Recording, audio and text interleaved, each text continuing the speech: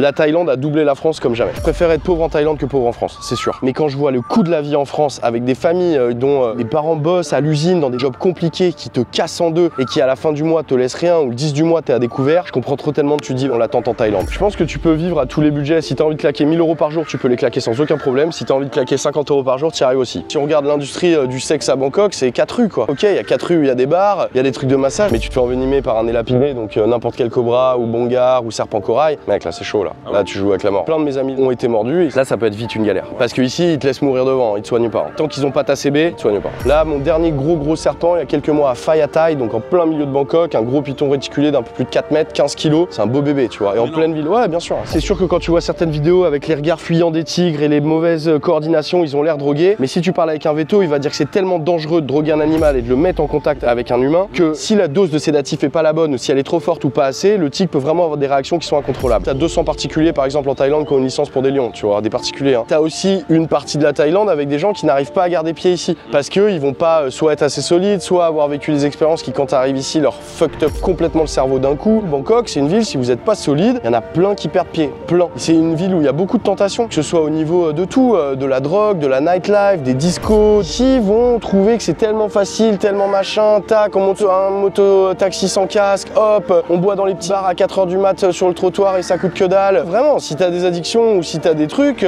faut se tenir un peu quoi. Ou alors faut venir se finir ici. Tu te dis voilà, la France j'en peux plus, je veux venir me finir et passer les dernières années à tout cramer dans l'alcool. Les femmes ici, ils vous accueilleront avec plaisir. Sabri Thai, en direct de Thaïlande, je suis à Bangkok et aujourd'hui je rencontre Tanguy. Si la Thaïlande vous intéresse, n'hésitez pas à rejoindre ma newsletter, la Thai Thai Family, je vous mets le lien en description. Je vous envoie pas mal d'informations sur l'expatriation, travail en Thaïlande, le logement et plein d'autres informations. Et j'organise également des live expatriation, n'hésitez pas, je vous mets également le lien. Salut Tanguy, comment vas-tu? Salut, enchanté Sabri. Ça va? Je suis content de te rencontrer. Bah ravi de te rencontrer également. Ouais. Ça fait combien de temps que tu viens en Thaïlande? Et la première fois que je suis venu c'était en 97. Tu vois, donc j'ai 40 ans, je devais avoir 13 ou 14 ans. À l'époque, je suis venu avec ma mère en voyage, elle aimait bien l'Asie, elle était déjà venue plusieurs fois et je t'avoue qu'à l'instant où j'ai mis le pied dans ce pays à l'époque, déjà petit, hein, tu vois, à 14 ans, t'es un gamin, j'étais mais fou de passion pour le pays. J'ai adoré, j'ai adoré. Dis-toi qu'à l'époque, je suis allé à Koh Tao, il n'y avait rien, mais zéro, il devait y avoir 1 ou 2 resorts. C'était pas encore le tourisme de masse comme on le connaît aujourd'hui partout. Je pense que Phuket était déjà pas mal développé, mais c'est vrai que Samui, tu vois, Chaweng, mec, c'était une immense plage, il n'y avait rien, c'était vraiment cool. Et donc je suis revenu plusieurs fois à l'époque avec elle et après bah en vieillissant je suis venu avec mes potes, avec mes meufs, avec voilà et aujourd'hui ça... Avec mes meufs. Ouais bah ouais bien sûr je suis venu plein de fois en couple ici. Faire découvrir. Bien sûr et elles tu vois c'était super cool quoi, tu vois c'était une destination qui était pas chère, à l'autre bout du monde, hyper safe. Quand t'as 20 ans c'est un pays génial pour voyager. Les femmes aiment la Thaïlande ou pas? Les femmes adorent la Thaïlande.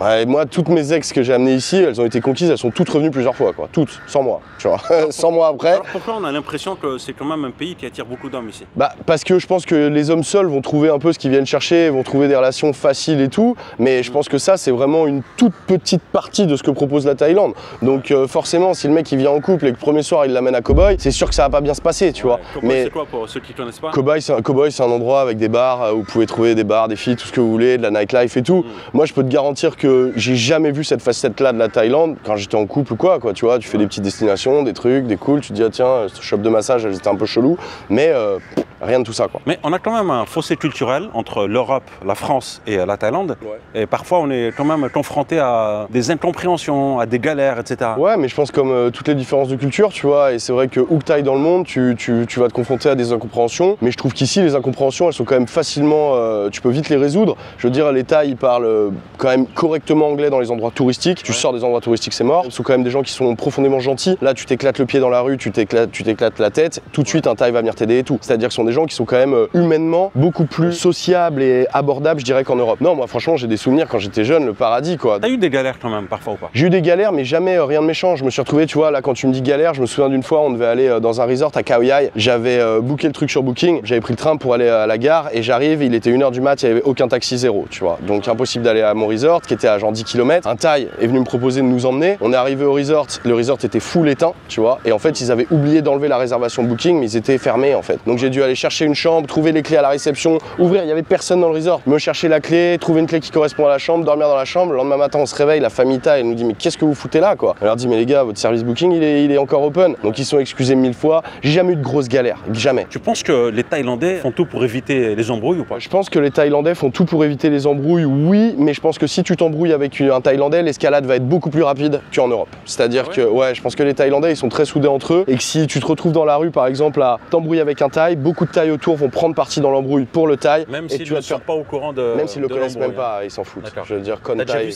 first. Ouais, j'ai vu plusieurs fois. Ouais, Con Thai first. J'ai vu plein de fois des mecs se faire dérouiller par des Thaïlandais parce qu'ils faisaient les malins en fait et qu'ils se retrouvent. Le mec il a beau faire 120 kilos, il fera le malin, il va mettre un coup de pression, mais en 4 secondes il aura le tibia en miettes et il sera en train de s'excuser. Ouais. C'est trompeur alors. On voit un Thaï d'1m60, t'as en face un mec d'1m85-90, c'est ça. En fait, il faut pas. En plus, tu vois, on est dans un pays où il y a très peu de violence dans les rapports humains, on voit très peu de bagarres entre Thaïs. T'as déjà vu des Thaïs se bagarrer? Ouais.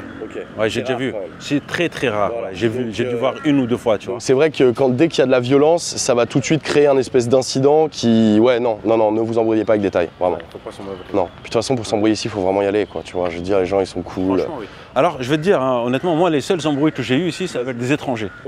Voilà. Ça m'est encore jamais arrivé. Avec des Anglais, tu vois, des Anglo-Saxons en général, tu vois. Voilà, c'est les seules fois où j'ai eu des embrouilles, mais avec des Thaïlandais, je pense qu'il faut pousser le bouchon loin. Enfin, moi, vraiment, hein, je considère que c'est vraiment. Alors après, c'est toujours pareil, on peut pas juger l'ensemble. Il y a forcément des abrutis dans les mecs partout, en fait. Donc, mais dans l'ensemble, ce sont quand même des gens qui sont gentils, curieux. Donc, moi, je vois mes potes Thaïs sont vraiment des gens curieux avec qui on peut faire plein de trucs différents, qui sont vraiment. Ouais, c'est vraiment des gens super, tu vois. Où est-ce que tu te vois vivre aujourd'hui? Parce que là, tu es en Thaïlande, mais tu ne vis pas en Thaïlande.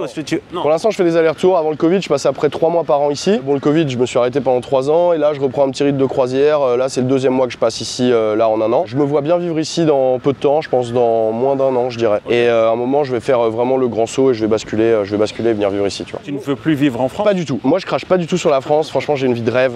Je me plains absolument pas. J'ai la chance d'avoir un métier qui me passionne, de vivre dans un cadre et dans des conditions vraiment au top du top. Donc, je me crache sur rien du tout. Je ne fuis absolument pas la France. C'est juste que je trouve qu'ici, c'est encore mieux. Donc, par rapport à ce que je pense, par rapport à ce que j'aime, par rapport à mes affinités, ici, c'est encore mieux. Donc, j'ai la chance d'avoir la possibilité de venir vivre ici. Donc, j'ai pas envie de vivre avec des regrets. Donc, je pense qu'à un moment, je vais venir vivre ici, quoi. T'as une idée d'où est-ce que tu veux vivre? Est-ce que tu veux vivre à Bangkok ou... Je pense que je vais d'abord commencer par vivre à Bangkok parce qu'ici, j'ai quand même un réseau qui est assez développé. J'ai à peu près autant d'amis Thaï expats que d'amis thaïlandais. Donc, ici, tu vois, en revenant ici, je suis pas dépaysé du tout. J'ai mes habitudes, mes codes, mes potes, mes trucs. Mais à terme, j'irais bien vivre dans les îles. Alors, je sais pas où. J'adore Phangan, tu vois, c'est cool. Mais pour le business, je pense que Samui est mieux. Donc, à terme, peut-être que j'irai à Samui ou à Phangan, mais je pense de ce côté-là. Phangan, tu veux dire? Ok. Phangan, ok. Qu'est-ce que t'aimes ici, par exemple, chez les locaux? On ressent pas une espèce de frustration. C'est-à-dire que les Thaïlandais, même les plus pauvres, vont pas du tout paraître envieux par rapport aux Thaïlandais les plus riches. Chacun, en fait, va avoir une vie où il va aller chercher le maximum de bonheur qu'il puisse trouver dans sa vie sans vouloir vraiment envier les autres. Donc ça crée une société où ils sont unis et ils s'envient pas les uns les autres. Et ça, je pense que c'est quelque chose qui crée une ambiance très chill, très cool, très zen. Il n'y a pas de jalousie, c'est ça? Je pense qu'il n'y a pas de jalousie. Après, je suis pas thaïlandais, c'est la vision que j'ai, tu vois, d'un mec qui a grandi en Europe, qui a un peu d'attachement ici, mais j'ai l'impression qu'il y a moins de jalousie qu'on peut trouver dans certains pays européens. Alors pour rebondir à ce que tu viens de dire, moi ce que je constate ici, c'est que les classes sociales cohabitent ensemble. Tu vois, tu peux arriver dans un quartier, vraiment tu as des mecs qui vendent de la street food, qui font peut-être, je sais pas moi, 1500 bahts par jour, et à côté tu as des mecs multimillionnaires. Tu vois. Hier soir, j'étais à Tonglo avec une copine, dans un petit bar sympa, un peu chic et tout, et j'ai vu un mec en Lamborghini acheter des brochettes à une nana de street food, tu vois, il s'est arrêté devant, il est sorti, il était en Lambo le mec, donc bon, toutes ces voitures elles sont taxées à 300%, donc un mec qui a une Lamborghini ici, et bah, il l'a pas payé un demi-million, mais il l'a payé 1 million, voilà, 1,5 million, donc ils ont vraiment beaucoup d'argent, et quand tu les vois en effet interagir avec la nana de street food qui doit gagner peut-être 30 000 bahts par mois, et encore, je sais même pas, tu sentais que voilà, ils rigolaient ensemble, ils étaient cool, je pense que tu as raison, les classes sociales se mélangent bien. C'est une vraie richesse. Hein. Ouais, mais voilà, il y a quand même une diversité de classes sociales qui est assez stratosphérique, on a des gens qui sont vraiment très pauvres, qui cohabitent au pied d'immeubles où les appartements s'échangent à plusieurs millions de dollars, donc c'est vrai que cet écart est vraiment tout mélangé. Il n'y a pas des endroits où il y a des gens qui n'ont pas d'argent et des endroits où des gens qui ont beaucoup d'argent. Même aux endroits où il y a des quartiers très chics, vous trouverez de la vie modeste. Qu'est-ce que tu dirais pour convaincre une femme française, belge, européenne de venir avec toi en Thaïlande? Je lui dirais, écoute, est-ce que ça te dit qu'on allait faire un tour dans le meilleur pays du monde où tu vas manger de façon extraordinaire extraordinairement diversifiée et délicieuse, voir des paysages de malades, avoir vraiment l'occasion de visiter un pays qui pour moi est complètement dingue. Je vois absolument pas pourquoi une femme européenne se mettrait des barrières à venir en Thaïlande. Si elle se met des barrières et qu'elle a des clichés, voilà. ouais mais les clichés, enfin je veux dire ça représente rien du tout. Si on regarde l'industrie du sexe à Bangkok, c'est 4 rues quoi, tu vois, sur une mégalopole de plusieurs dizaines de millions de personnes, voilà ok, il y a 4 rues, il y a des bars, il y a des trucs de massage, mais... Alors c'est pourquoi c'est ça qui est le plus visible? Parce que malheureusement je pense que les médias ont pas mal focus là-dessus pendant un moment, genre c'était bien d'aller raconter le tourisme sexuel, les trucs, ça faisait faire de l'audience pendant longtemps, et ils se sont focus que là-dessus. Mais franchement, j'ai l'impression que c'est des clichés à l'ancienne. Moi, jamais on me parle de ça quand je parle de la Thaïlande, jamais, tu vois. Genre jamais on me dit ah nana et les filles, jamais. Genre vraiment, ça fait partie de la Thaïlande, mais comme tellement d'autres choses que pour moi c'est vraiment limite, j'ai envie de dire c'est anecdotique, tu vois. Alors moi je pense aussi c'est des gens qui peut-être n'ont pas un intérêt de la Thaïlande, c'est-à-dire qu'il y a parfois des gens qui mettent en commentaire, oui la Thaïlande c'est le pays pour on va dire la prostitution, tiens telle personne est partie en Thaïlande mais une fois qu'il sera malade il va revenir courir pour la sécurité sociale, à croire que la Thaïlande c'est la jungle et qu'il n'y a pas de santé, qu'il n'y a pas de... non, mais ici, enfin je veux dire, moi je vais vous dire un truc très simple, c'est la 28e fois que je viens aujourd'hui, enfin 28e ce périple, ouais, j'ai compté avant de partir, 28e. Ah, j'ai entendu 15 fois. Ouais, non, c'est la 28e fois. Ouais, bah écoute, c'est la passion, hein, tu vois, la passion. J'ai vu le pays quand j'étais petit, la France était carrément devant en termes de plein de choses, de services, d'hôpitaux, de tout ça et tout. Et en 25 ans, la Thaïlande a doublé la France comme jamais. C'est-à-dire qu'aujourd'hui, ici, c'est ultra moderne, ultra bien développé, les hôpitaux sont au top. Alors certes, c'est payant où il faut des assurances qui sont quand même assez, avec des coûts assez élevés, mais au niveau de la modernité du pays, aujourd'hui, j'ai l'impression que la France est un peu en retard, tu vois. Même au niveau des applications, le sans contact en paiement, ici, les scans et tout, ils les ont depuis 1000 ans, tu vois. Donc ils sont quand même beaucoup plus en avance, donc tous les gens qui vont essayer de faire passer la Thaïlande pour un pays arriéré n'ont aucune connaissance de la Thaïlande. Mais en tout cas, la Thaïlande, je veux dire, tu franchis la frontière Thaïlande-Laos ou Thaïlande-Cambodge, tu perds 50 ans instantanément. Tu le vois au niveau des voitures, des machins, de tout quoi. On dit toujours que lorsqu'on fait un road trip en Asie, il vaut mieux terminer par la Thaïlande. Bah bien sûr, tu commences par la Thaïlande, après chacun va trouver ses goûts, ses affinités, ce qu'il vient chercher et tout. Les gens vont pouvoir être foudroyés par le Laos et pas avoir une bonne a priori de la Thaïlande. Mais moi personnellement, j'ai pas mal voyagé en Asie. J'étais en Malaisie, au Cambodge, au Laos plusieurs fois. Enfin voilà, pour moi la Thaïlande est... Ah moi franchement la Thaïlande est au-dessus. Hein. Mais bon, après chacun, c'est subjectif, tu vois. T'es seul, célibataire? Ouais, en ce moment je suis célibataire. D'accord. Ouais. Okay. Est-ce que tu te verrais... Je savais pas que je pouvais trouver une meuf à travers ta vidéo, donc je peux passer une annonce, tu vois. Si vas-y. Je rigole. On va faire une petite annonce, s'il vous plaît. Tandy, 40 ans, BG... Je rigole. Je ne fais pas d'annonce, mais je suis quand même célibataire. Donc si tu cherches l'amour de ta vie, je suis peut-être là. Les statistiques de ma chaîne, 80% d'hommes. Ok, je m'adresse aux 15% ou aux 20% de femmes restantes. Voilà. Oui, je suis célibataire. Ok, est-ce que tu te verrais marié ici? Franchement, j'en sais rien. Tu vois, j'ai eu quelques copines taille dans ma vie, des filles que j'ai rencontrées en tournage, des filles que j'ai rencontrées, parce qu'on parlera peut-être après de mes activités, mais franchement, ouais, même si ne pas sous-estimer la différence de culture. C'est-à-dire qu'au début, la différence de culture, c'est super, on est complémentaires, voilà et tout. Mais dans le fond, parfois, ça a des limites, genre quand tu vas avoir des discussions un peu profondes, quand tu vas avoir des réflexions sur des trucs, le fait de pas parler exactement le même langage, de pas avoir exactement la même culture, ça crée forcément des limites. Au début, c'est des complémentarités, mais parfois, ça peut créer des fossés. Je suis jamais assez loin, mon record, j'ai dû rester peut-être 1 an en couple avec une femme thaï, tu vois. Mais je pense pas que ça m'empêche un jour de faire ma vie avec une femme thaïlandaise, mais ça, j'ai aucun, tu vois, ça... Quand tu dis des limites, des débats profonds, je comprends ce que tu veux dire, ok? Mais est-ce que c'est ça le but? Est-ce que c'est de se marier pour avoir des conversations géopolitiques? Moi, je cherche pas à me marier pour trouver la mère de mes enfants. Moi, je cherche à me marier pour trouver une femme dont je vais être tellement amoureux que j'ai envie d'aller plus loin et me marier, et que si on est encore tellement amoureux qu'on fera un jour un enfant. Après, c'est peut-être pas la perception de tout le monde, mais moi, je pense qu'il faut que ma femme, ce soit ma meilleure amie, tu vois. Je pense pas que ça m'empêche, ce que je viens de dire, mais c'est vrai que parfois, ça crée des frustrations. Mais être marié ici en Thaïlande, on va dire, ce serait beaucoup plus simple si tu étais marié avec une Thaï qu'avec une japonaise. Ouais, alors plus simple au niveau des démarches administratives, mais ça, tu vois, tu peux t'adapter, avoir d'autres moyens de rester ici. Maintenant, j'irai pas faire un mariage, tu vois, blanc pour avoir des papiers et me retrouver dans une situation où je cherche une femme pour m'installer ici, quoi. J'ai pas du tout d'a priori ou de choses, donc ça pourrait très bien être une femme expatriée ici, enfin immigrée ici, parce que je préfère le mot immigré qu'expatriée, tu vois, ou une thaïlandaise, ou ça peut être vraiment un profil. Je suis pas du tout attaché arrêté sur un profil, tu vois. Ok. Est-ce que le terme expatrié te dérange? C'est pas qu'il me dérange, mais je trouve que ça fait un peu. Parce que c'est le titre que je vais mettre pour ta vidéo. Ok. Un gros expat, tous les clichés des expats en une vidéo. Non, ça me dérange pas, mais moi je préfère utiliser immigré. Je vois pas pourquoi en Europe, quand on voit des mecs qui arrivent d'autres pays, on dit que c'est des migrants, et ici, quand d'autres mecs arrivent d'autres pays, on dit c'est des expats. Je veux dire, tu sais, ça te donne un autre badge, tu vois. Comme si Parce que les Européens viennent, on va dire, développer le pays. Ouais, mais ils nous attendent pas pour développer. Je veux dire, les Thaïlandais, les Européens, ils viennent contribuer, si tu veux, au développement, ok, mais à leur échelle. Mais je veux dire ici, tu vois, le nombre d'investissements chinois, de fonds qui arrivent. Ils n'ont pas besoin des Européens. Et ça, je pense pense que c'est une erreur que pas mal font. Oui, je suis touriste, je contribue à l'économie, ça représente, je crois, 15% du PIB de la Thaïlande. Ouais, c'est vrai, c'est vrai. Et on a vu pendant le Covid qu'il y en a qui avaient souffert aussi des Thaïs quand il n'y avait plus de touristes, c'est vrai, mais ça ne représente pas l'entier. Mais pas du tout, tu vois. Et les contributeurs, les premiers contributeurs ne sont pas du tout les Européens. Non, ça m'étonne pas du tout. On a les Chinois, ouais, bien sûr. On a maintenant les Russes, ouais. on a des Indiens, les énormément d'investissements de la part des Indiens. C'est aussi ce que j'aime dans cette ville, c'est que c'est multiculturel et que, en fait, les Thaïs, ce qu'il faut comprendre, c'est que tant que vous n'allez pas attaquer leur liberté, ils en ont rien à foutre de ce que vous faites. C'est-à-dire qu'en fait, ici, chacun peut être qui il veut. Vous avez des églises collées à des mosquées, ça se passe très bien. Si tu as envie de te voiler complètement, eh ben tout le monde s'en fout. Si tu as envie de te balader à moitié à poil le soir à Bangkok, il y a une partie des Thaïs qui vont... Et pourquoi c'est pas comme ça en Europe alors, en France? Je sais pas, tu vois, ça je sais pas, mais c'est vrai que... Franchement, la liberté des uns commence là où s'arrête celle des autres, c'est vraiment ici et tu peux être vraiment toi-même, personne te jugera. Tu vois des fois des Thaïs de 60 piges avec les cheveux bleus, tout le monde s'en fout quoi. C'est un peu à l'américaine un peu, non? Un petit peu. Je sais pas, je connais pas bien les États-Unis, mais en tout cas c'est sûr que c'est une tolérance qui est assez cool je trouve, parce que ça crée une société où tout le monde peut être qui il a envie d'être. Et ils assument, hein, je veux dire, il y a peu de jugement, ou en tout cas ils l'expriment pas, donc on ressent pas... je pense que ouais, c'est un pays où tu te sens bien, peu importe qui t'es. Moi je pense que c'est le pays de la tolérance, d'ailleurs je l'ai répété maintes reprises sur mes vidéos. Je pense que c'est un pays qui personnellement m'a permis de développer la tolérance aussi chez moi. Il y a des choses qui me surprenaient au début, plus maintenant. Franchement je comprends, et moi je trouve ça plutôt cool, et en plus tu vois c'est ça, c'est que ça tire vers le haut, vers la tolérance. Ça va pas faire des ségrégations entre les gens ou des trucs et tout, ça va vraiment t'apprendre à tolérer l'autre, même s'il est loin de ton univers, loin de tes envies, loin de tes idées, bah tu peux accepter de cohabiter. Quels sont les sujets tabous alors en Thaïlande pour toi? De toute façon, tu as toutes les lois anti-cri de lèse-majesté, donc légalement, de toute façon, tu n'as pas le droit de parler mal de la famille royale, des institutions royales et tout, ça c'est la loi, tu vois. La politique, tu peux en parler, mais c'est vrai que moi, les Thaïs avec que je fréquente et avec qui je traîne, franchement, ils s'en battent un peu, tu vois, genre c'est pas du tout leur...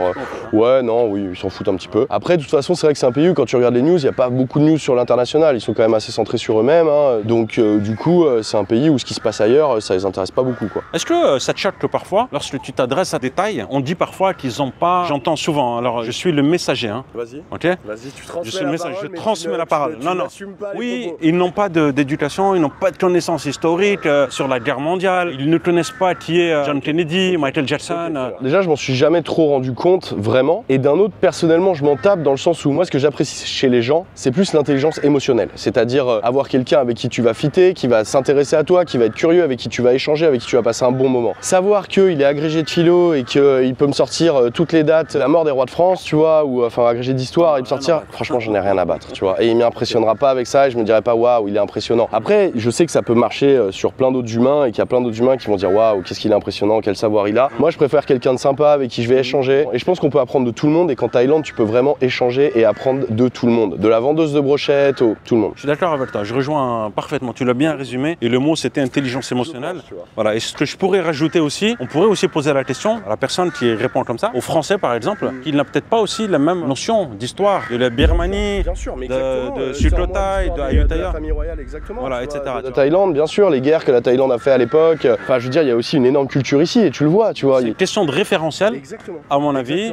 Et on n'a pas le droit on n'a pas trop le droit de dire voilà. Qu'est-ce qu'on a à foutre un Thaï de quand t'es mort Henri IV en vrai, franchement, honnêtement. Non mais il n'y a pas qu'Henri IV, c'est que parfois tu le dis, écoute, est-ce que tu connais Michael Jackson, Mohamed Ali, le boxeur, etc. On va te dire non, je connais pas, etc. Tu vois. Alors ils n'ont pas peut-être cette... Oui, puis ça dépend sur qui tu tombes aussi, tu vois. Tu vas pouvoir tomber sur des Thaïs hyper cultivés, qui connaissent plein de choses, qui s'intéressent vachement à l'extérieur, et d'autres qui en ont strictement rien à foutre. Il y a quelques années, un de mes cadreurs pour ma chaîne, ici sur Tinder, il a rencontré une docteure à l'université de Chulalongkorn. Elle était docteure en biologie médicale, elle travaillait sur les cellules souches, un truc hyper pointilleux et tout. La nana, elle était ultra cultivée sur plein de trucs, tu vois. Plein de trucs. D'ailleurs, aujourd'hui, elle vit en France. Tiens, big up, Notawan. Elle est venue bosser en France. Tu vois, c'est une Thaï qui est partie et qui est venue bosser en France, ouais, avec l'Institut Pasteur, échange scientifique et tout. Alors, il faut quand même préciser que quand on est touriste et qu'on vient ici en Thaïlande, on va être confronté aux chauffeurs de tuk-tuk, chauffeurs de taxi. C'est ça, on va dire, la population moyenne qu'on va rencontrer.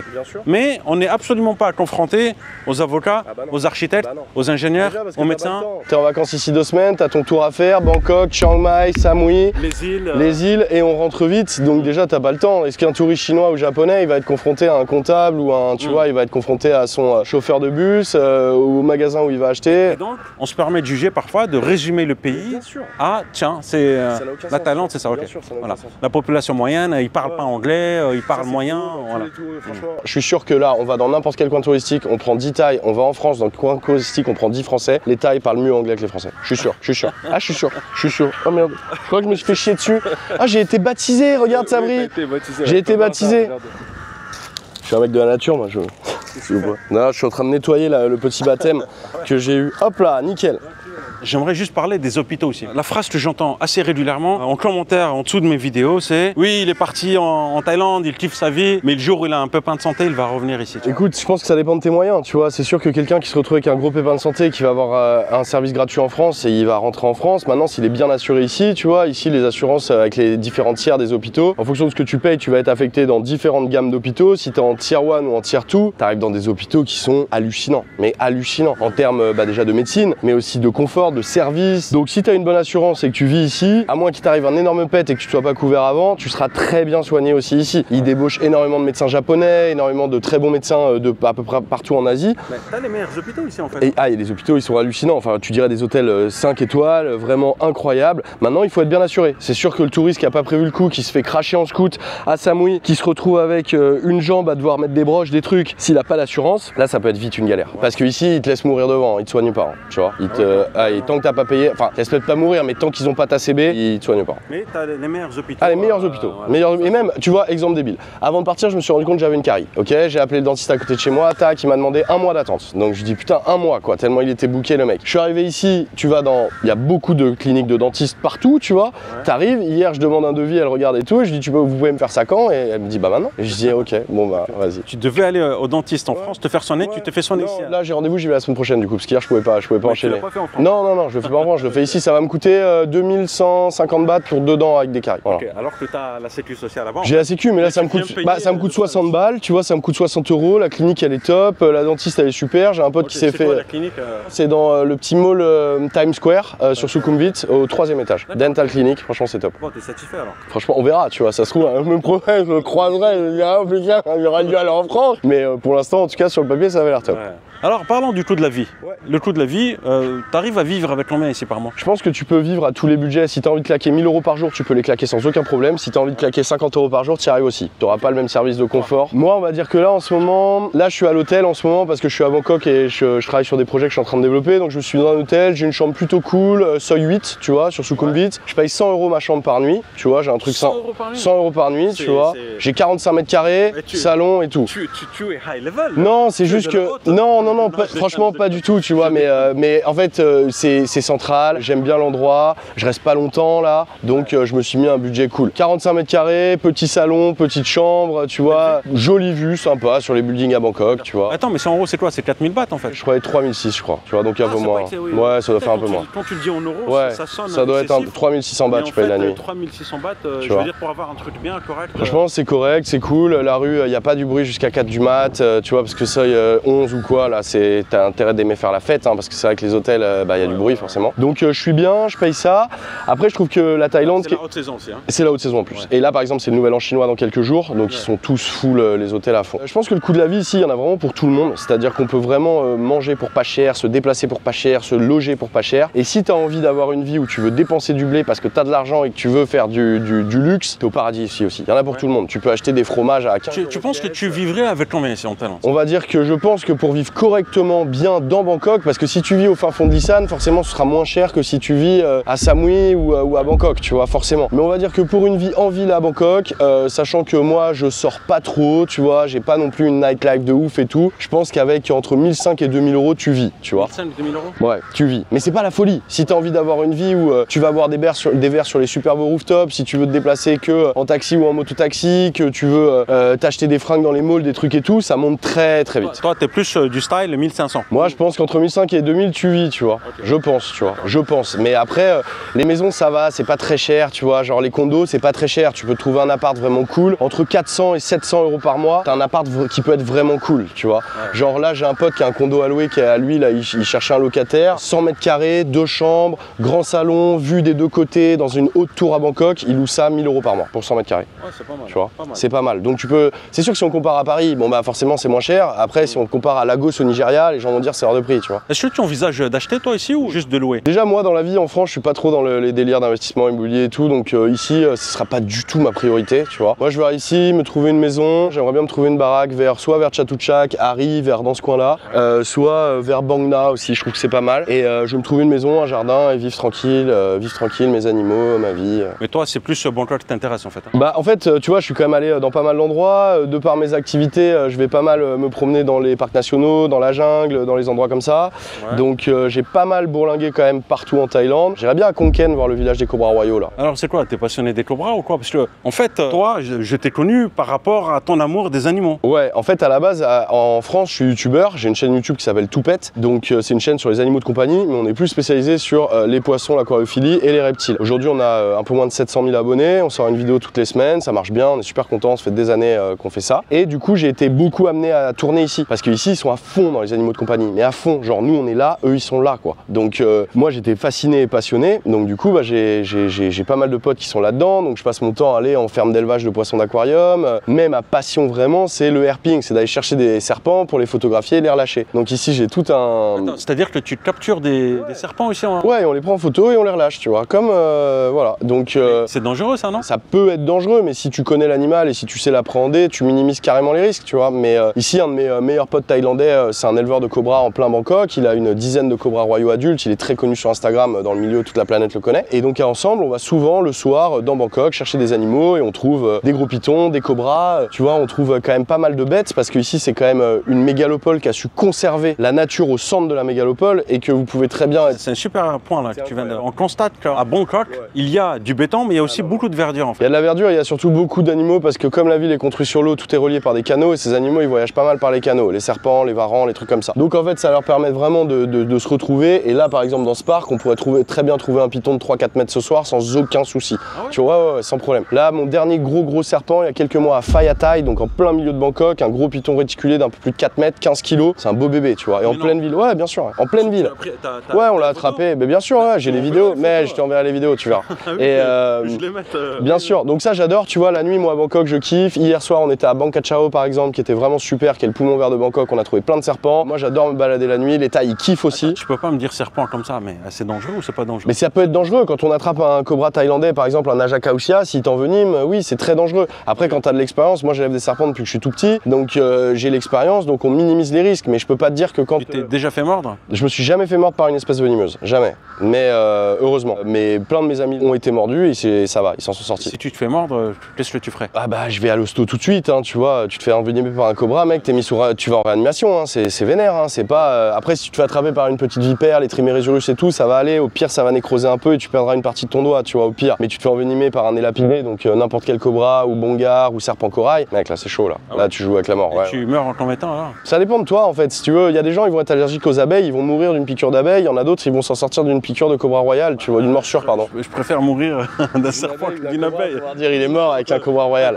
Mais ici ils ont vraiment beaucoup de faune sauvage au milieu de la ville, donc ça c'est vraiment très agréable. Moi franchement des fois j'ai des soirées qui sont vraiment mais totalement improbables, où je me retrouve à bouffer dans un super resto ou boire des coups en rooftop et une demi-heure après je passe à l'hôtel, je prends mon crochet, ma lampe, je rejoins mes potes et on va faire le long des Klong dans des endroits reculés dans la ville et on trouve des animaux incroyables, des espèces parfois rares et tout, c'est vraiment cool. Ouais. Alors j'aimerais te parler maintenant il y a un centre anti-vaccin réputé ici. Anti-vaccin c'est quoi? C'est un centre anti-poison, le centre de la reine, le centre de la reine Sirikit, Snake Wind Farm. Qu'est-ce que tu pourrais nous dire? C'est un endroit en fait où ils vont élever des serpents pour pouvoir fabriquer après des antivenins. Forcément, c'est un très bon élevage, franchement c'est pas du tout misérable, vous pouvez aller voir, c'est pas loin de Siam, c'est à quelques minutes en tuk-tuk de Siam. Au milieu de Bangkok, vous allez voir vraiment des belles espèces, vous allez voir toutes les espèces thaïlandaises. Et je kiffe parce que mes potes, tu vois, qui élèvent des serpents ici, ils contribuent et l'un de mes potes leur a offert 25 bébés cobras royaux il y a 3 mois, tu vois, en donation pour justement contribuer à fabriquer des sérums. Ils élèvent des serpents pour après pouvoir prélever le venin et avec ce venin, ils vont fabriquer des sérums anti-venin. Donc si tu veux, ça commence par de l'élevage de serpents pour avoir des serpents à disposition et les prélever. Mais les installations sont vachement bien, au fur et à mesure des années, ils ont aménagé des enclos vraiment cool. Ça fait pas du tout miséreux comme les snake shows que vous allez pouvoir voir en Thaïlande où vraiment on n'allait pas là-dedans. Tout ce qui est snake show, les monkey show, tout ça, éviter au maximum. On voit pas mal de personnes venir monter à dos des éléphants, faire des photos avec des tigres, etc. Alors, il y en a qui ne sont absolument pas au courant de la maltraitance. Bon. Donc, ils se permettent de prendre des photos, ils les postent sur Facebook. Ok, en gros, souvent, quand on va mettre de l'animal au service du divertissement, donc c'est-à-dire aller faire des selfies avec des tigres ou monter sur des éléphants, la plupart du temps, maltraitance, ça va être vraiment de la maltraitance. Parce que ces animaux, ils n'ont été reproduits uniquement pour faire ça. Ils sont pas là pour des programmes de conservation, ils sont pas là pour des programmes d'éducation, ils sont là pour vous permettre d'interagir avec. Les éléphants, le sujet est un peu différent, ce serait long de développer, mais en gros, les éléphants, c'est différent. Les éléphants, avant, ils travaillaient dans les forêts. Dans les années 60, la Thaïlande a arrêté de couper du bois dans ses forêts, a protégé ses forêts. Donc les milliers d'éléphants qui étaient domestiqués au service du bois se sont retrouvés au chômage. Donc à l'époque, on s'est retrouvé avec des situations où il y avait des éléphants à Patpong, par exemple, le soir, ou à Cowboy, ici, et qui venaient mendier auprès des touristes et tout. Tout ça, c'est fini, il n'y a plus d'éléphants dans la ville, mais du coup, à l'époque, ces éléphants sont reconvertis dans le tourisme. Donc on leur a mis des nacelles sur le dos et on s'est mis à emmener des touristes en balade, ce qui a créé beaucoup de maltraitance parce qu'un éléphant n'est pas fait pour rester debout toute la journée avec une nacelle à attendre les touristes au soleil. Le problème, c'est pas de porter de touristes, ça, il a les capacités de le faire, c'est de lui faire ça 15 heures par jour, toute la semaine, tout le temps. Ça va entraîner beaucoup de problèmes au niveau des éléphants, des arthroses, beaucoup de choses et tout. Donc aujourd'hui, le business model a complètement changé. Aujourd'hui, on met le touriste au service de l'éléphant. Donc il y a des refuges qui ont été créés, qui ont racheté les éléphants dans le tourisme pour pouvoir les mettre au service et qu'en gros les touristes s'en occupent et payent pour pouvoir s'en occuper. Et de toute façon, les Thaïlandais sont tellement malins et aiment tellement le business que tous ceux qui ont continué de faire de la balade à dos d'éléphant ont switché le business model et sont passés en refuge parce que maintenant les touristes veulent aller dans des refuges. Donc en fait, la plupart des expériences qu'on va vous proposer avec des éléphants, sauf chez des brebis galeuses, ce sera de passer du temps à les arroser, de leur préparer à bouffer, de les nourrir. Donc ça, c'est pas de la maltraitance du tout, tu vois. Maintenant, aller faire des selfies avec des tigres, clairement, vous encouragez un business qui n'a aucun sens et qui ne fera du bien qu'à vous, votre selfie et Instagram. Alors qu'est-ce qu'ils ont les tigres? Dis-nous. Bah les tigres, en fait, ils sont reproduits de manière stratosphérique pour qu'à l'année, j'ai tout le temps des bébés pour pouvoir les mettre dans les bras des touristes, qu'un tigre a un âge, une fois dépassé un certain âge, ça va être compliqué de le contrôler, donc il va finir dans une cage miséreuse pour en fait servir juste de reproduction pour toi de mettre des bébés dans les bras, tu vois. Donc, ok. Mais attends, t'en as qui prennent des photos avec des adultes, hein. Oui, mais parce que sur les 50 tigres qui vont naître cette année, tu vas toujours avoir un ou deux qui restent cool adultes et qui jusqu'à 3, 4, 5 ans. Mais ils sont pas drogués? Ça, alors, ça, je vais te dire, j'en sais rien. C'est-à-dire que d'un côté, je te dis oui, c'est sûr que quand tu vois certaines vidéos avec les regards fuyants des tigres et les mauvaises coordinations, ils ont l'air drogués. Mais si tu parles avec un véto, il va dire que c'est tellement dangereux de droguer un animal et de le mettre en contact avec un humain que si la dose de sédatif est pas la bonne ou si elle est trop forte ou pas assez, le tigre peut vraiment avoir des réactions qui sont incontrôlables. Donc moi j'en ai parlé plein de fois avec des potes vétos et ils me disent quand tu vois l'animal, t'as l'impression qu'il est sédaté, mais moi en tant que véto, je me demande comment ils font en fait, tu vois, pour arriver à avoir un niveau de sédation qui est tout le temps. Moi je pense que pire que ça, les tigres en fait, ils doivent avoir un régime alimentaire qui doit être faiblement protéiné, ils doivent pas beaucoup les nourrir, donc les tigres ils sont fatigués avec la chaleur, tu vois. Et je pense qu'ils vont plus jouer là-dessus pour avoir des animaux un peu indolents et tout, que vraiment je les vois mal toutes les 6 heures faire une piqûre, tu vois. Mais après je peux peut-être me tromper. Pourquoi, on va dire, le propriétaire du business, pourquoi il utilise des tigres quand il a le choix d'utiliser des éléphants? Parce que c'est légal, parce qu'avoir des licences d'élevage de grands fauves ici c'est plutôt facile. T'as 200 particuliers par exemple en Thaïlande qui ont une licence pour des lions, tu vois, des particuliers. Hein. Donc comme la loi est assez permissive sur la détention d'animaux sauvages, eux ils vont faire des business models qui fonctionnent. Il y a 10 ans ça marchait super bien les Tiger Farm. Bon bah ils se posent pas de questions, tu sais c'est des cash machines. Hein. Je veux dire t'as des bus entiers de touristes qui s'arrêtent, ça doit être relativement cher. Je suis sûr que le moindre selfie avec un bébé tigre c'est au moins 2 ou 3 000 bahts, tu vois. Pour rentrer, je pense que pour rentrer dans le parc c'est cher. Je les vois pas prendre 300 bahts pour rentrer là-dedans, tu vois. À mon avis c'est cher. Donc c'est des cash machines, ils se posent pas de questions et voilà ça continue. Les réseaux sociaux ont quand même amené beaucoup de gens sont alertes là-dessus, sont sensibilisés. Je pense qu'il y en a de moins en moins, tu vois. Mais évitez vraiment tout ce qui est Monkey School, Snake Farm, tous ces trucs, ça va vraiment être des conditions pourries. Si vous aimez les serpents, allez au serpentarium de la Reine là, ça vous allez voir des serpents dans des bonnes conditions.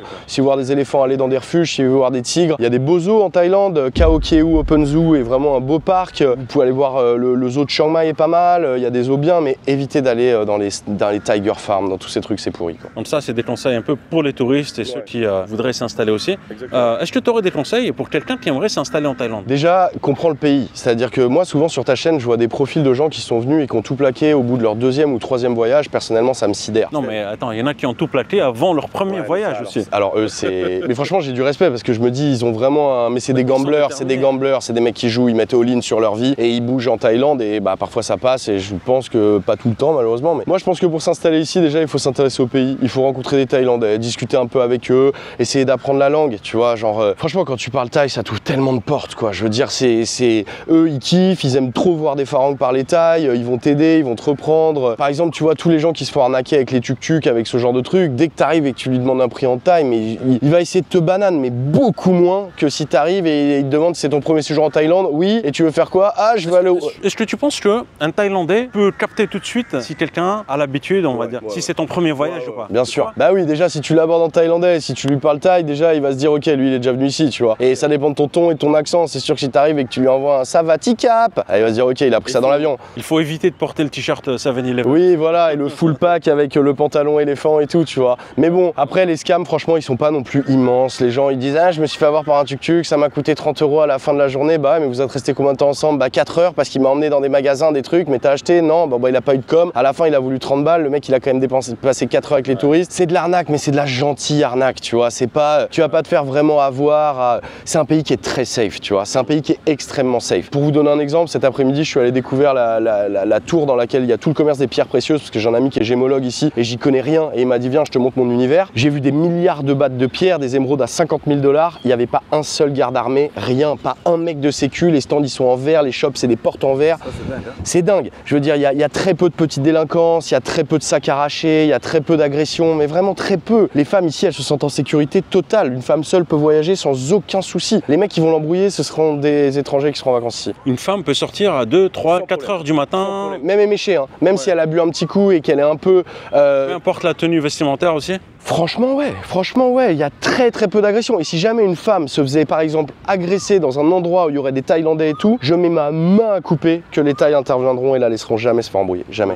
Genre la sécurité c'est quelque chose de... Vous savez les Thaïs ils vivent paisiblement et en fait la sécurité elle passe par ça et ici il y a très peu de petites délinquances, très peu, franchement. Même mendicité, avant il y a 20 ans il y avait beaucoup plus de mendiants, beaucoup plus. Aujourd'hui franchement on en croise quelques-uns, c'est pas oublié total mais très peu. Genre je suis 1000 fois moins sollicité quand je me balade dans Bangkok que dans Paris par exemple, 1000 fois. Est-ce que pour toi, il y a beaucoup de personnes qui en ont marre un petit peu aujourd'hui de leur vie en France? Après, chacun a une vie différente et je comprends, tu vois, des gens qui galèrent en France doivent avoir ici beaucoup plus de facilité et c'est sûr que c'est con à dire, mais je préfère être pauvre en Thaïlande que pauvre en France, c'est sûr, tu vois. Ouais. Je pense qu'en Thaïlande, même quand t'es pauvre, tu continues de bien t'alimenter, tu peux te loger, tu vois, même alors tu seras loin, tu seras dans un truc qui sera pas top, mais tu auras un toit sur la tête et tu pourras manger diversifié tous les jours. Aujourd'hui, quand t'es pauvre en France, la vie, elle doit être ultra difficile. Et franchement, j'ai une compassion beaucoup pour ces gens parce que j'ai la chance de pas vivre ça, mais quand je vois le coût de la vie en France avec des familles dont les parents bossent à l'usine dans des jobs compliqués qui te cassent en deux et qui à la fin du mois te laissent rien ou le 10 du mois t'es à découvert, je comprends trop tellement que tu dis vas-y on la tente en Thaïlande. Et franchement,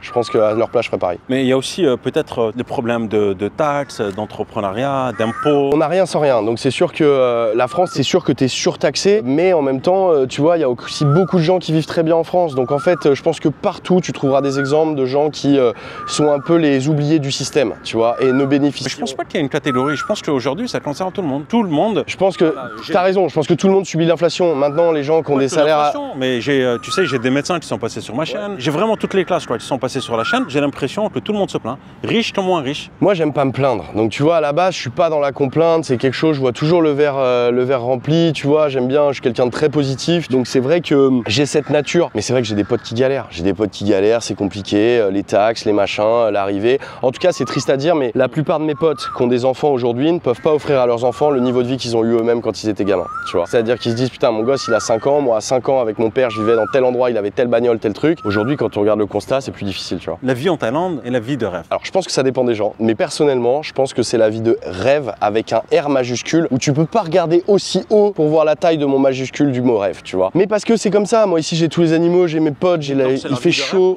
c'est la vie de rêve. Moi j'adore la bouffe, bien sûr j'adore la bouffe, j'ai pris d'ailleurs 10 kilos cette année. Ici tu manges trop bien, tu manges pas cher, tu manges une gastronomie qui est vraiment très développée et très évoluée et tu peux vraiment avoir des surprises incroyables au niveau de la bouffe. C'est facile, tu peux organiser un plan de dernière minute. Toi tu vis à Bangkok, vendredi soir tu te dis allez je veux sortir de Bangkok, 5 minutes plus tard ton billet il est booké, tu pars pour où tu veux, tac tac, t'arrives là-bas, t'as rien booké, tu le trouves en 2 secondes, c'est facile. Mais c'est aussi un miroir aux alouettes, c'est-à-dire que c'est facile, mais t'as aussi une partie de la Thaïlande avec des gens qui n'arrivent pas à garder pied ici, parce qu'ils vont pas soit être assez solides, soit avoir vécu des expériences qui quand t'arrives ici leur fucked up complètement le cerveau d'un coup. Des gens qui par exemple arriveraient avec des détresses émotionnelles, n'auraient pas eu par exemple de rapport humain d'abord dans leur première vie. Non, donc le mec qui vient ici pour chercher une femme. Ouais, ou même pas forcément, il vient en vacances, puis un jour il s'assoit sur un bar, il s'assoit dans un bar, tu vois, il y a un néon rouge, bon, il va discuter avec la nana, il va avoir l'impression d'avoir un coup de cœur énorme parce que la nana va avoir des attentions, va s'adresser à lui, elle va le considérer comme peut-être qu'il n'a jamais senti avant. Donc du coup, il va suffire que quelques rigolades, 2 verres, elle vient s'asseoir sur ses genoux. Il y a plein de mecs, ça leur est jamais arrivé de leur vie dans la vie en fait.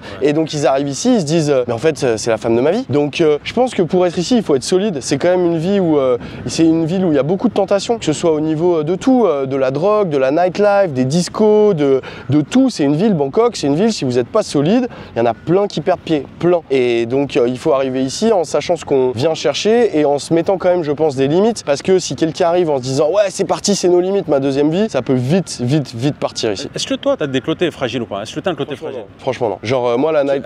T'es pas parfait. Non, mais j'ai pas de côté fragile là-dessus, tu vois. Genre, la nightlife, ça me dérange pas, mais les délires des gogos, des trucs, c'est pas du tout mon délire. Ça peut m'arriver de temps en temps d'aller boire des coups avec des potes là-dedans, mais vraiment, le sexe tarifé, c'est absolument pas mon délire. Donc, je ne juge pas du tout et je conçois ô combien ça doit être un paradis ici pour ceux dont c'est le délire, mais bon, c'est pas le mien. La drogue, j'aime pas les drogues dures, tu vois. L'alcool, j'aime pas trop ça non plus. Ça m'arrive jamais de me mettre des mines où j'ai oublié ce qui s'est passé hier soir. Je suis quand même quelqu'un d'assez raisonnable, tu vois. Donc, je suis pas trop le profil qui pourrait se perdre dans soit une histoire diabolique avec une nana, soit une addiction soudaine qui vient d'arriver par un produit que je découvre. Il y a beaucoup ce type de profil en Thaïlande? Je pense qu'il y a tout, mais c'est sûr qu'il y a des gens qui, ici, vont trouver que c'est tellement facile, tellement machin, tac, on monte sur un moto-taxi sans casque, hop, on boit dans les petits bars à 4 h du mat sur le trottoir et ça coûte que dalle. Que vraiment, si t'as des addictions ou si t'as des trucs, ouais, faut se tenir un peu, quoi. Ou alors, faut venir se finir ici, tu vois. Genre, dans ce cas-là, tu te dis, voilà, la France, j'en peux plus, je veux venir me finir et passer les dernières années à tout cramer dans l'alcool. Les femmes ici, ils vous accueilleront avec plaisir. D'accord, ça aussi, je pense que... Je pense qu'il y a des gens qui viennent se cramer ici. Des fois, je vois des vieux, je vois des vieux... Se cramer, venir... Ouais, ils viennent finir leur vie de manière sans n'en avoir rien... Ouais, sans avoir rien à faire du regard des autres, boire des coups, voir des femmes. Des fois, on voit des vieux qui sont là à 75, 80 ans. Franchement, ils vivent leur meilleure vie. Je veux dire, plutôt que d'être tout seul à l'EHPAD avec la famille qui tourne le dos. Alors, c'est pas tout le monde. Moi, je comprends que les mecs, ils se disent, attends, moi, je me casse en Thaïlande. Au lieu de jouer aux cartes dans un EHPAD, c'est ça? Je comprends, tu vois, ils vont... Combien coûte un EHPAD aujourd'hui en France? Je sais pas, mais cher, c'est cher. Tu vois, trouver des assistantes, des nanas dont c'est le métier qui vont s'occuper d'eux, qui vont payer pour une fraction du prix là-bas, qui vont... Franchement, je comprends, je les juge pas. Faut pas juger. Non. Et je pense que tu recommanderais, toi, à des gens qui aimeraient passer leur retraite de venir la passer ici, ouais? Vraiment. Déjà le climat. Déjà le climat. Bon, après le climat, faut comprendre qu'il fait très très chaud la saison chaude. Vous venez ici mi-avril, il y a beaucoup de gens qui ne supportent pas. Et vous pouvez avoir des 41, 42, 43 degrés à Bangkok. Bangkok, il fait vraiment ultra chaud. Donc ça, pour le climat, c'est pas... tout le monde dit, ah ouais, t'es en short à l'année, ok. Mais il y a des périodes quand même où tu souffres de la chaleur vraiment. Mais outre le climat, si t'es à la retraite, que t'as une retraite qui te permet d'avoir un niveau de vie correct en France, tu vivras très bien ici. Donc du coup, clairement, après c'est compliqué pour la famille, la distance, tout ça. Mais c'est un pays où oui, au service niveau médicaux, on en a parlé, niveau assistanat, c'est top. Il y a des supermarchés partout, tout est climatisé. Franchement, vieillir en Thaïlande, le pays est super. Moi je pense que la lumière, l'éclairage, ça joue beaucoup sur l'humeur, sur la dépression. Tu vois, habiter dans un environnement sombre, tu sais, le mois de novembre par exemple en France, c'est quand même assez... Bien sûr, il faut comprendre que les vieux ici sont très respectés. C'est-à-dire que les Thaïs respectent beaucoup leurs aînés. Vous allez souvent voir des scènes où des jeunes Thaïs s'occupent de leur grand-mère dans le BTS, tout le monde s'écarte, tout le monde les aide. Le vieux, c'est pas péjoratif, je dis ça comme ça, mais les personnes âgées sont vraiment très très respectées et aimées ici. Donc une personne âgée qui arrive de France et qui va parfois être moins considérée socialement, va retrouver aussi ici le plaisir de se faire respecter, se faire aider, de laisser sa place dans le BTS. Jamais vous verrez un jeune Thaï rester assis dans le BTS face à une personne âgée, qu'elle soit Farang ou Kontai. Enfin, jamais. Ça fait 28 fois que tu es venu en Thaïlande, donc toi c'est décidé, tu veux t'installer ici? Bien sûr. Ouais, c'est une question de temps, tu vois. Je sais pas de combien de temps est le countdown, tu vois, mais je sais pas si... Pourquoi tu ne t'installes pas maintenant en fait? Parce que, logistique, j'ai beaucoup d'animaux à la maison. J'ai un chien qui est vieux, Azot elle a 14 ans, tu vois. En ce moment, je me dis, est-ce que j'ai envie de lui faire le vol long courrier, mon chien de 14 ans? J'ai beaucoup d'animaux, il y en a que je vais pouvoir me faire... Alors comment tu ferais? Soit j'attends tranquille qu'Azot ait sa fin de vie, soit je me trouve un super service de déplacement pour le chien, mais pour l'instant, ce que j'ai trouvé, c'était pas tip top, tu vois. Donc j'ai aussi pas mal d'animaux, de reptiles, de poissons, de tout ça. Donc il y a une partie que je peux me faire expédier ici légalement sans problème. Une autre partie, c'est plus compliqué. Donc il me faut un peu de temps pour confier certaines bêtes chez certains amis. C'est qu'une question de logistique, tu vois. Si j'avais pas d'animaux, je serais déjà là. Et parce que ma chaîne YouTube, je peux la gérer d'ici, le contenu, je peux le gérer d'ici, mes formations en ligne sur les animaux, je peux les faire d'ici, je peux tout faire d'ici. J'ai aucune barrière. Et en plus, tu vois, là, je suis en train de développer des projets ici parce que je pense qu'au niveau du business, la Thaïlande, c'est le top du top aussi. Ils ont une fibre très entrepreneuriale. La 5G ici, hein? Ouais, c'est vraiment un truc où, je sais pas, c'est plus facile. J'ai l'impression que c'est un peu plus facile d'entreprendre ici qu'en France et les résultats arrivent plus vite aussi, tu vois. Donc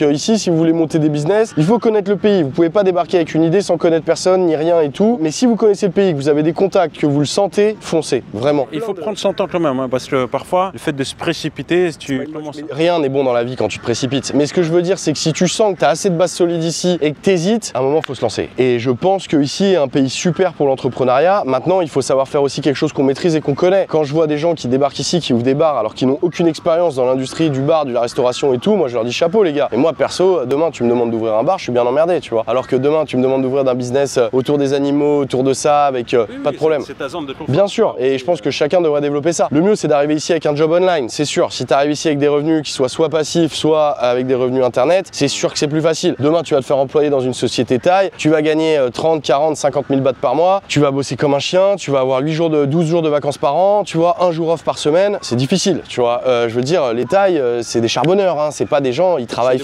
Ah ouais, bah pas mal quand même. Tu sais que parfois, moi, franchement, tous mes potes, ils bossent de ouf. Lorsqu'on ouvre un business, on recrute pas un taille pour un poste donné, on recrute 2 ou 3 tailles pour un poste donné. Tout simplement, quand on anticipe le mec qui va se barrer, le mec qui va travailler à moitié. Alors, le mec qui va se barrer, pourquoi? Le mec qui va se barrer parce qu'ici, il n'y a pas de chômage. Si tu arrives ici et que tu emploies un taille au salaire minimum et que tu lui demandes une tâche à effectuer où il va devoir se former, apprendre des trucs et que tu vas pas être super cool avec lui, le taille, il dit attends, moi, le patron Farang, je m'en fous, je peux trouver un job payé au même prix en 2 secondes et ce sera beaucoup plus cool. Si tu veux garder tes staffs, c'est toujours pareil, tu les motives. Tu es super cool avec, tu apprends un peu la langue, tu les payes mieux que le salaire minimum parce que le salaire minimum est vraiment bas. Donc, si ton business il marche bien, tu peux vite. Franchement, moi, j'ai des potes ici, ils payent 4 fois le salaire minimum à l'embauche de certains Thaïlandais qui recrutent parce qu'ils veulent des gens motivés et que après, tu as des gens qui sont des perles extraordinaires au niveau staff parce qu'ils gagnent bien leur vie, parce qu'ils te font confiance. Il faut les garder. Mais je pense qu'au début, si tu attends d'un taille que tu payes le salaire minimum alors qu'il parle pas ta langue, que tu lui parles anglais et que tu lui demandes des trucs qui le font chier, clairement, il a aucun intérêt à rester, tu vois. Alors que si tu le valorises, je pense que c'est des gens qui seront des super workers, tu vois, des super staff. Tanguy, merci beaucoup pour ton partage d'expérience. Merci à toi de m'avoir accueilli sur ta chaîne. Déjà, je suis content parce que je regarde ton format depuis longtemps et je pense que tu as cassé le game sur le YouTube des immigrés en Thaïlande. Tu vois, vraiment, je pense que tu as cassé le game. Je trouve ça super cool que tu donnes l'opportunité. Les expatriés. Les immigrés expatriés. C'est pareil. Moi, j'utilise les deux, mais c'est pas grave. Je pense que voilà, c'est cool de donner la parole à plein de gens différents qui sont des amoureux de la Thaïlande pour plein de raisons différentes et ça permet aux gens qui veulent s'intéresser à la Thaïlande d'avoir une vision vraiment très large de pourquoi on vient ici. Donc merci à toi de me donner la parole et longue vie à ta chaîne, abonnez-vous à sa chaîne franchement. Et allez jeter un coup d'œil à sa chaîne, je vais vous mettre le lien dans la description. Tout paye, surtout si vous êtes des amoureux des animaux, comme moi, je suis un amoureux des animaux. Formidable. Voilà, je mange pas de viande, hein, voilà. Mais je mange... ouais, mais j'ai trouvé ton argument plutôt très bon. Je vous mets 2 autres vidéos que vous pouvez regarder, n'hésitez pas à vous abonner à la chaîne, à me suivre sur Instagram. Prenez soin de vous et je vous dis à très bientôt. Ciao, ciao.